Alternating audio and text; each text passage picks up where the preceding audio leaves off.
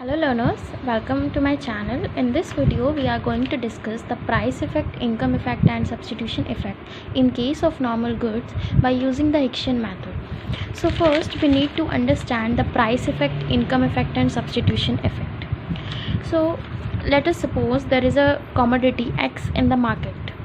So when the price of a commodity changes, the demand also changes. So the effect of price on the change in demand means the price effect. Price effect can be shown to be the sum of income and substitution effect. मतलब कि price effect जो है हम उसी से income effect और substitution effect भी समझ सकते हैं, ठीक है.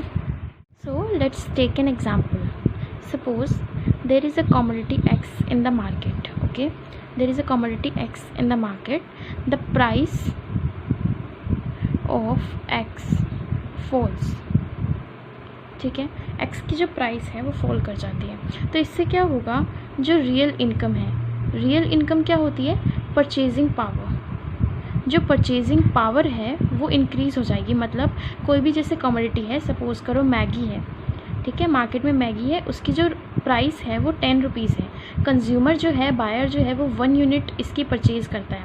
नाउ जो मैगी है उसकी प्राइस फॉल कर जाती है, 5 रुपये हो जाती है सपोज़, ठीक है, 5 रुपीज़ हो जाती है. तो कंज्यूमर क्या करेगा, अब 2 यूनिट परचेज़ कर सकता है. मतलब उसकी जो परचेजिंग पावर है, जो बाइंग कैपेसिटी है उसकी, वो इंक्रीज़ हो जाती है.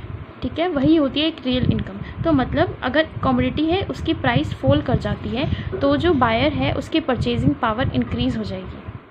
Now the consumer is in a position to buy more quantity of commodity X.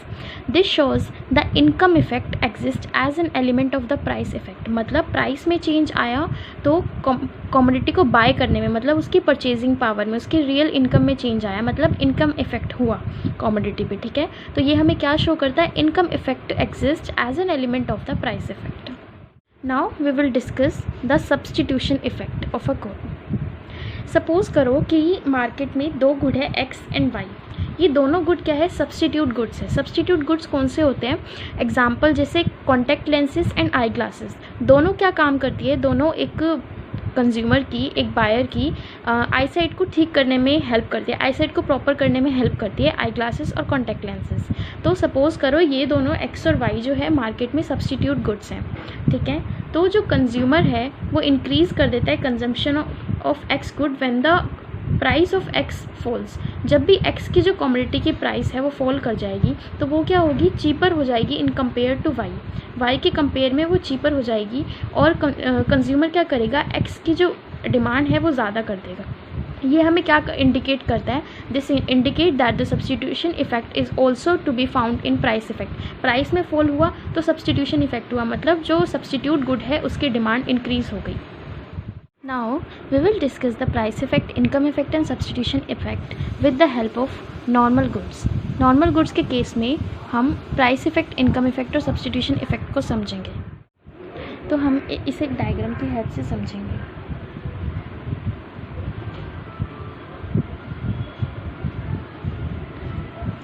सबसे पहले हम एक इनिशियल बजट लाइन बनाएंगे, वो होगी AB. The initial budget line AB tangent to the indifference curve IC1 at point E. ये indifference curve है IC1, इसके tangent है at point E1. ठीक है, E1 क्या रिप्रेजेंट करता है, E1 represent the original equilibrium point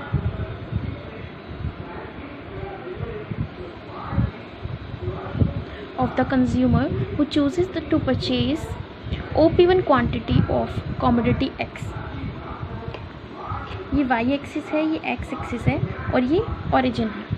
origin से यहाँ पे कंज्यूमर क्या करता है, OP1 क्वांटिटी परचेज करता है. ठीक है, now let us suppose that the consumer money income and the price of commodity Y. मतलब जो कंज्यूमर की जो मनी इनकम है और जो प्राइस है कमोडिटी वाई की, जो कि एक सब्सटीट्यूट गुड है, वो कांस्टेंट रहती है. ठीक है, तो जो प्राइस है कमोडिटी एक्स की फॉल कर जाएगी. मतलब प्राइस फॉल कर जाएगी तो कंज्यूमर क्या करेगा, अब ज़्यादा कंजम्पशन कर सकता है कमोडिटी एक्स का. तो यहाँ पे हम एक न्यू बजट लाइन बनाएंगे.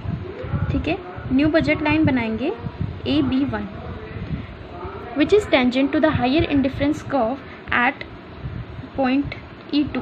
ये एक हायर इंडिफरेंस कर्व है। हायर इंडिफरेंस कर्व हमें हाई लेवल ऑफ सेटिस्फेक्शन देता है।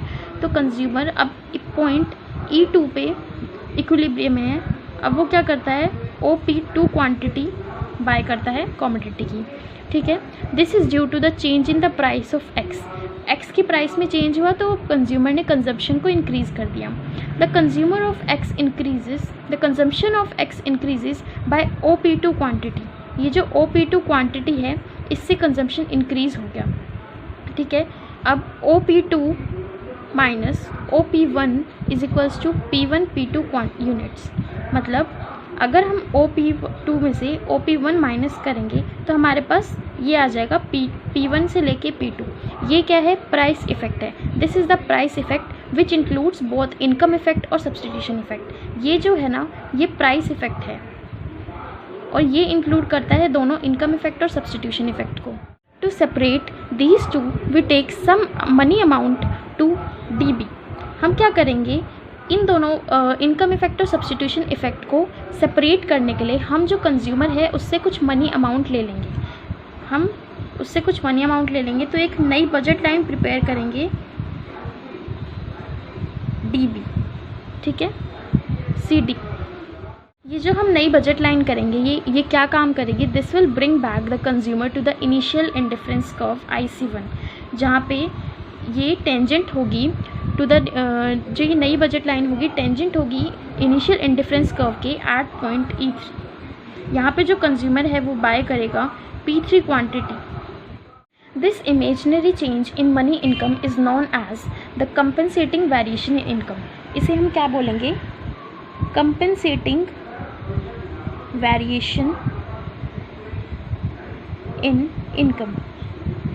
इसे हम कंपनसेटिंग वेरिएशन इन इनकम बोलेंगे। तो जो ये CD जो लाइन हमने ड्रॉ करी है, CD जो हमने बजट लाइन ड्रॉ करी है, ये है एक कंपनसेटेड बजटेड लाइन।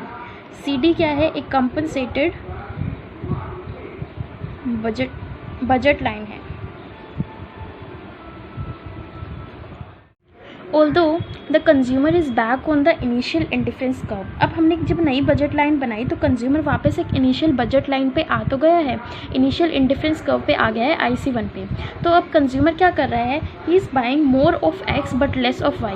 क्यों, क्योंकि जो प्राइस है वो पहले यहाँ पे था, अब प्राइस फॉल हो चुका है, पर कंज्यूमर तो क्या करेगा, consumer more of X buy करेगा। क्यों, क्योंकि जो सब्सटीट्यूट गुड है Y, उसके कंपेरिजन में X जो है वो चीपर हो गई है, ठीक है। Movement from E1 to E3, E1 से E3 जो मूवमेंट हुई है is due to the substitution effect as the real income of the consumer has kept constant. Consumer की जो रियल इनकम थी, मतलब जो परचेजिंग पावर थी, वो हमने कांस्टेंट रखी थी। तो जो E1 से E3 जो चेंज हुआ है वो क्या है, सब्सटीट्यूशन इफेक्ट की वजह से हुआ है। Substitution effect is OP3 minus OP1 is equals to P1 P3 units. जो सब्सटीट्यूशन इफेक्ट है वो P1 से P3 यूनिट्स के बीच में है। मतलब जो ये है ये हमारा सब्सटीट्यूशन इफेक्ट है, ठीक है। नाउ हमने जो मनी इनकम कंज्यूमर से ली थी, जो पहले बजट लाइन यहाँ पे थी, हमने नई एक बजट लाइन बनाई CD। मतलब हमने कंज्यूमर से कुछ मनी इनकम ले ली थी वापस। पर अगर हम उसे वो मनी इनकम वापस दें तो कंज्यूमर क्या करेगा, कंज्यूमर वापस IC2 इंडिफरेंस कर्व पे पहुँच जाएगा। मतलब कंज्यूमर अब E2 पॉइंट पे जो मूव करेगा, E3 से जो E2 पे जो मूवमेंट है on higher indifference curve, the movement from E3 to E2 is due to the change in income. ये चेंज इन इनकम की वजह से हुआ है। Therefore measure the income effect. तो ये क्या मेजर करता है, इनकम इफेक्ट को। मतलब इनकम इफेक्ट क्या होगा, OP2 minus OP3 is equals to P3 to P2 units. जो हमारा इनकम इफेक्ट होगा वो ये होगा P3 से P2 का। ये है हमारा इनकम इफेक्ट, ठीक है। सो ये प्राइस इफेक्ट है, ये सब्सटीट्यूशन इफेक्ट हो गया, ये इनकम इफेक्ट हो गया। हमने इस डायग्राम की हेल्प से नॉर्मल गुड के केस में प्राइस इफेक्ट, इनकम इफेक्ट और सब्सटीट्यूशन इफेक्ट बहुत इजीली समझ लिया है। I hope you have also clearly understood this topic. Thank you for watching.